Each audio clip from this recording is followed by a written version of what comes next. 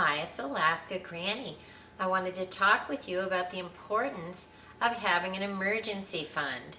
There are three different categories of funds that you should set aside in an emergency fund. The first should be cash on hand. You should always have small bills and lots of them available to you, not in a bank, but perhaps in your home, some in your car, maybe in your office. And spread them around so that if something happens and there is an emergency, and say there's a power outage or you need to evacuate, you have the cash on hand you need to get food, water, fuel, a hotel room. And cash is king in an emergency if you need to vacate and the electricity isn't working. You can't use your ATM. You maybe not be able to go to the bank. And so having cash on hand can save you from a lot of inconvenience in a time of need.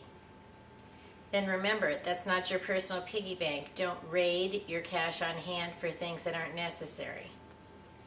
The next thing you need is a short-term emergency fund. What if suddenly your car died, or your washing machine needed a repair, or your kids needed to go to the doctor? Will you have enough cash on hand to pay for those things? You should always have enough so that your safety and security is not at risk. Then you need the long-term emergency funds. What if someone in your family became sick or hurt and couldn't work? What if you lost your job? What if the economy took a terrible nosedive and everything started costing far more? Would you have the money you need to pay your basic expenses? And I'm talking basic. That doesn't mean luxuries. Would you have enough money for the basic necessities that you need? Would you have enough for your rent or your house payment, your electric bill, to keep the water running? Would you have enough food and toilet paper so that you can make it through for a few weeks if need be? What if it was a long, drawn-out experience? Would you be able to continue to provide the basic needs for your family in an emergency that some hardship came to you? Would you be able to face it? And those are the things that you need to provide for. Think about it. It's not that hard to save a little bit at a time. Make it a priority to save $1 a day or $10 a week, or all of the change that you get. Or perhaps every time you break a larger bill, save all the $1 bills.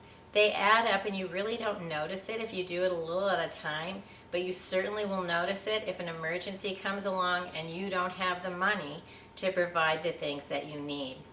So make a plan, save up some cash, keep it on hand, keep it in a short-term fund, keep it in a long-term fund, and also pay down any debt that you have at the same time.